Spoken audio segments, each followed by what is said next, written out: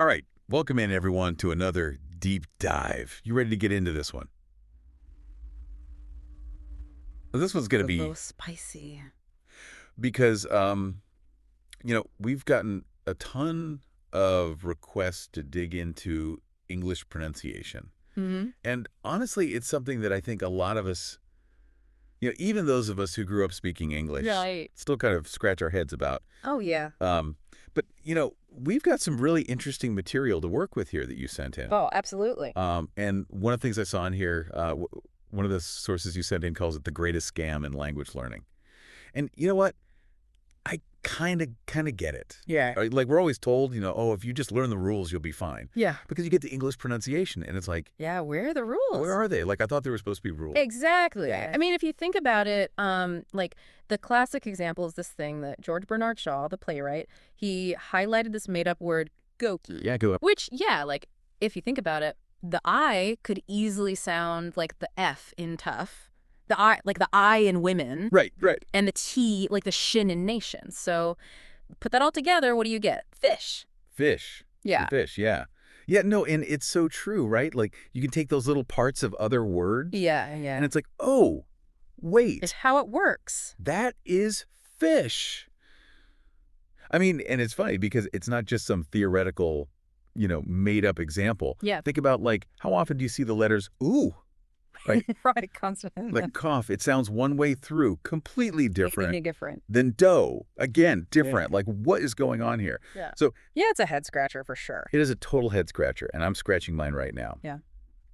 So I think for this deep dive, drawing directly from the sources you sent in, our mission is threefold. Okay, I like it. For you. Right. First, to understand the historical reasons behind why English spelling is, to put it mildly, a historical disaster, A mess. a total mess. Yep. Second, we want to try to give you some sneaky but practical tricks. Little hacks. Yeah, little hacks to help you make more informed guesses Yeah, right. about how to pronounce things.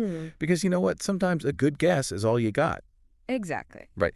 And then third, I think, honestly, the most important thing is to kind of show you that even those of us who have spoken English our entire lives Yeah. still get some of these pronunciations wrong. Mm-hmm. So hopefully that will make you feel a little bit better about the whole thing. Yeah, absolutely. It takes the pressure off, I think, a little bit for sure. Yeah, for sure. So, let's start with the history here, Okay. because that seems to be where a lot of this mess originates. Yeah, let's untangle that web. Yeah, let's try to untangle it. And a lot of your sources kind of point to a couple of different moments in history. Yeah. Starting way back with, the Vikings and then later on the Norman French. When the original Old English started mixing with Norse and later with Norman French after the invasion, Right. it just created this like huge melting pot of sounds and spellings. And, you can see that even today, right? You have words like ship, which is from Old English. Yeah. And then you have a word like chef, which comes directly from French. Straight from French. And it's like different origins, different sounds, sometimes totally different ways of spelling, even for words that, might have similar meanings. Yeah. So if you ever wondered why some English words feel like they come from a different planet, They kind of do. they kind of do. It's like, oh, that's because they did. Exactly. That's like that first layer Yeah. that really starts that inconsistency. Totally.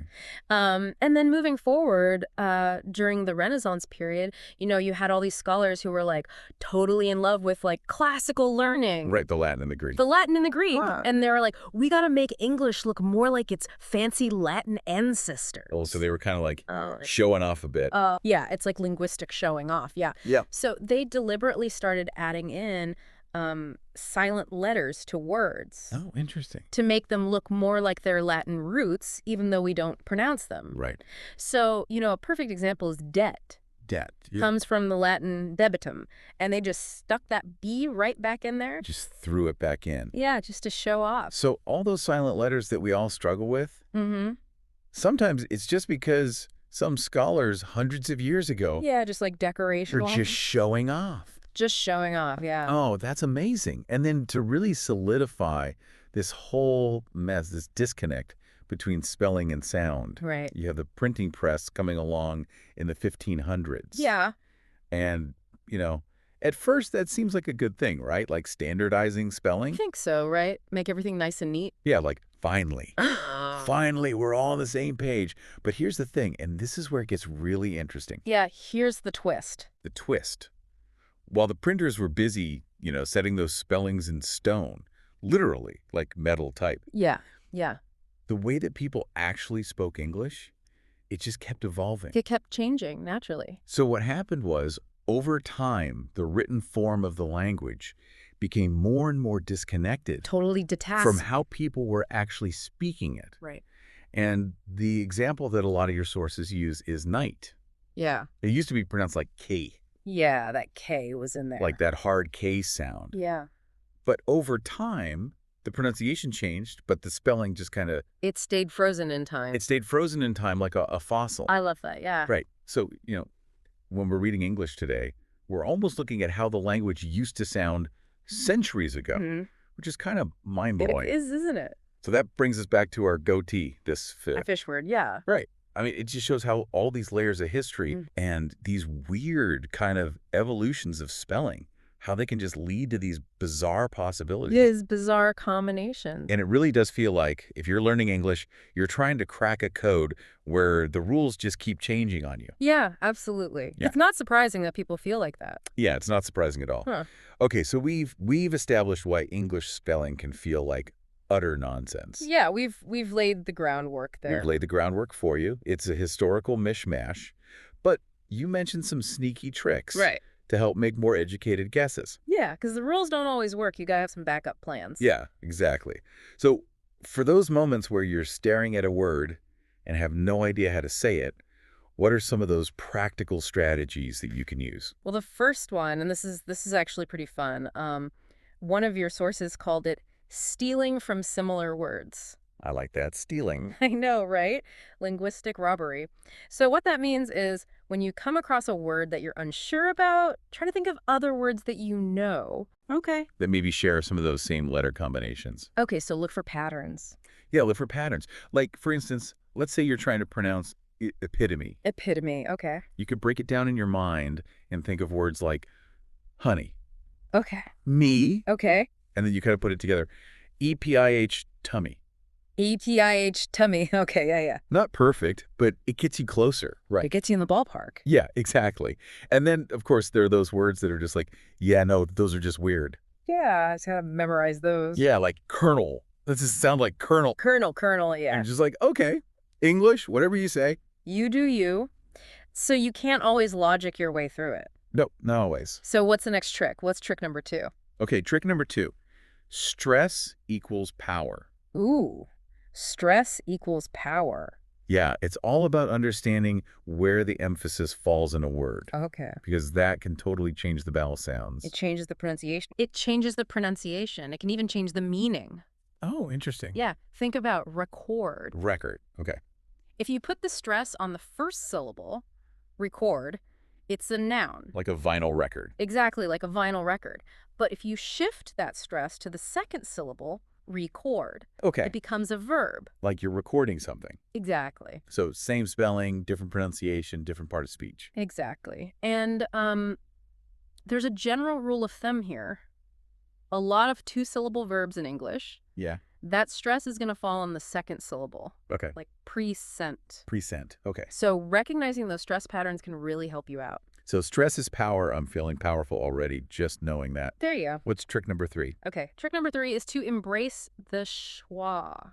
The schwa. That sounds kind of... I know, it sounds kind of intimidating. Yeah. But it's really not. It's basically that relaxed sound. Like the A in sofa. Exactly, like the A in sofa. It's very neutral. And it pops up all the time in English words, Really? especially in unstressed syllables. Okay. Like, think about chocolate. Chocolate. Okay. Most people don't say chancho si olate. No, it's more like chio si lute. Exactly, cheda si lute. Chio si lute. And that's that schwa sound coming into play. Interesting. So if you can get comfortable with that schwa sound, it's going to make a lot of words sound way more natural. So you're telling me if I can master the schwa, Mm-hmm. I'm going to sound more like a native speaker. Absolutely. You'll be blending right in. Oh, I like it. Yeah. Okay, so let's recap these sneaky pronunciation hacks for everybody out there who's trying to learn English or maybe just trying to improve their English. Okay, so number 1, steal from similar words. Yes, steal. Number 2, stress equals power. It And number 3, embrace the schwa. I'm feeling powerful and schwaffle already. But now let's move on to something that I think is going to be super reassuring Okay. for you. And that is the fact that even native English speakers get these pronunciations wrong all the time. All the time. And I am living proof. But, your sources had some great examples Oh, yeah. of words that just trip people up Constantly. And I'm going to guess that some of these, you might even be mispronouncing yourself. I'm sure I am, yeah. So hyperbole is a classic one. Hyperbole, yeah. A lot of people say hyperbole. It's true, yeah, but it's actually hyperbole. Hyperbole. I feel like I've even said hyperbole before. I think we all have. It's very common.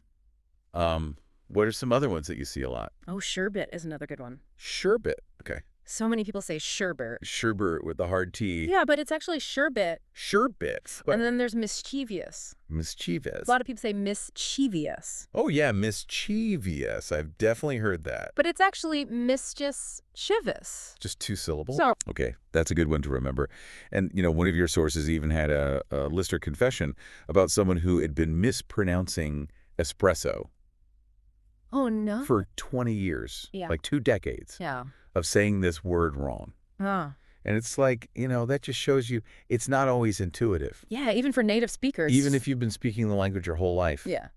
There might be regional variations, Mhm. personal habits, or maybe you just never heard it pronounced correctly. Yeah, it happens.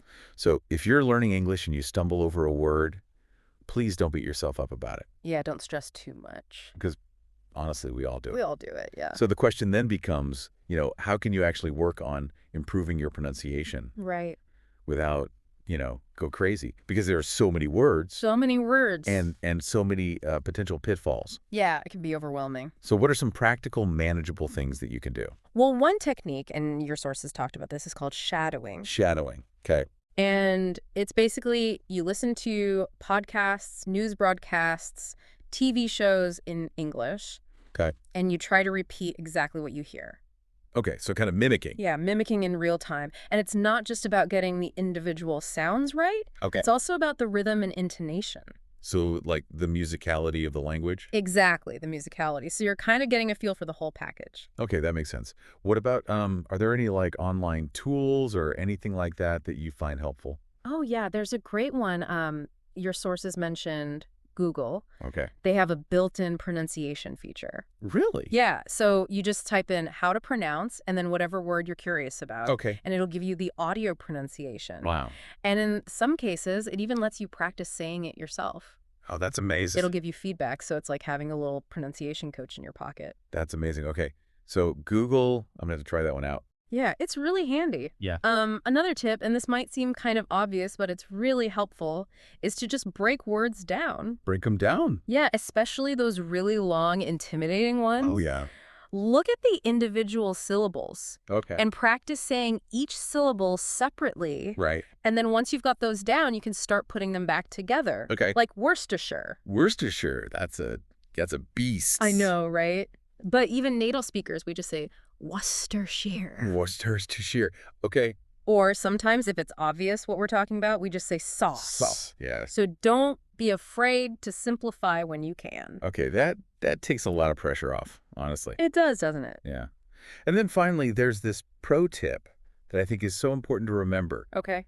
Close enough often is good enough. Yes, absolutely. Native English speakers, we're used to hearing all sorts of accents. All kinds. All kinds of variation. And honestly, most of the time, we're more focused on understanding what you're trying to say, Yeah, the meaning. the meaning, than whether you've got, like, the perfect pronunciation of every sound. So- Like, take pecan or the claw. Pecan, the classic. Is it pecan or pucan? Even we can agree. And we all understand each other, you know. Well, yeah. So don't let the pursuit of perfection Yeah, paralyze you. Just try to communicate clearly. that's the goal. That's the goal.